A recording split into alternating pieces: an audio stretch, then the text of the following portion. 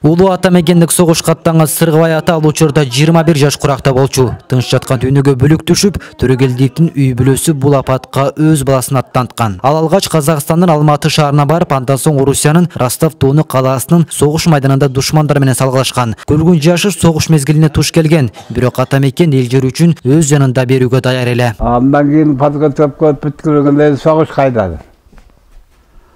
Ростовко барганын билем, тегелен отур. Şu özbөгөнүмө сүйүнүп келип, анан ошо Казанга барам сырайдап, жерлерди тегиздеп, анан трамбовка кылып тегелетип. Закон ошондой экен, жолду курушчу. Аны бүтүрүп анан кийин 50-жылы бүттүк.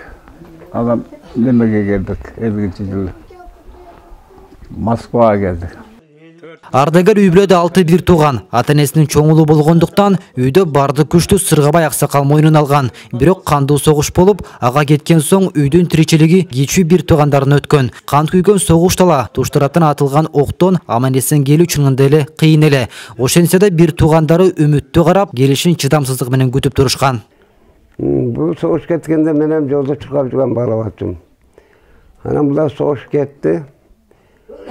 Soğuşku var, 5 yıl жүрдü. Armeniya milletini atkardı. Anayla geldi. Gelip kalkozga köp yıl uçoçuk oldu. Nemege, tarazı kaç oldu bu dağa. Anan keyin izbine oldu Tamakı brigadga. Uşuntup ömür boyu nemen dehqançılık менен өткөрүp geldi.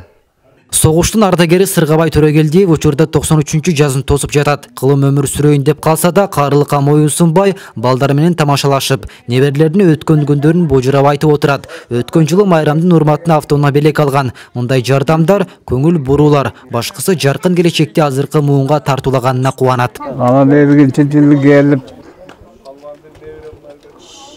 үйлөндүк. Анан бухгалтер болуп иштедим колхозго. 5-6 жыл. Андан кийин 2 колхоз кошулгандан кийин совхоз болдук. Колхозго иштеп жүрүп, 14 жыл иштеп пенсияга чыктым.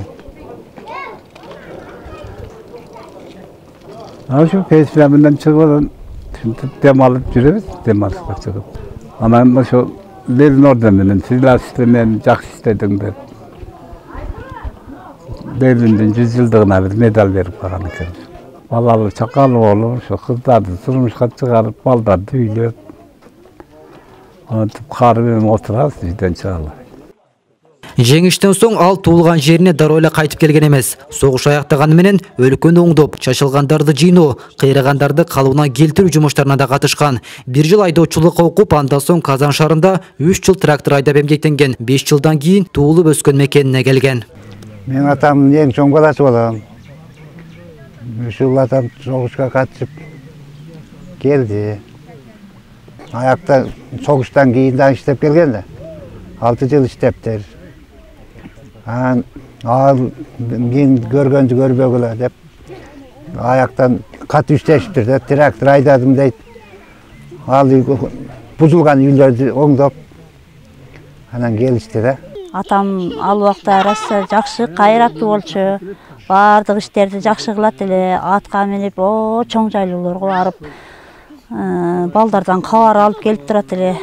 Азыр деле жакшы, кайраттуу, жакшы. Атам карап турабыз. Аман калганына сүйүнгөн ардагер ата-энесин, бир тууган, жакын саналаштары менен кезүүгө алуу үчүн башкача сезим калтырган. Анткени кан каптаган апат канчалаган жарандардын жанын алды. Согуштан кийинки сезимдерди эске алуу ал үчүн сөз менен айтуу кыйын. Ошол согуштан ураган жерлердин бардыгына оңдоп түзөө иштерине катышып, 5,5 жыл дегенден кийин кайтып келген экен да.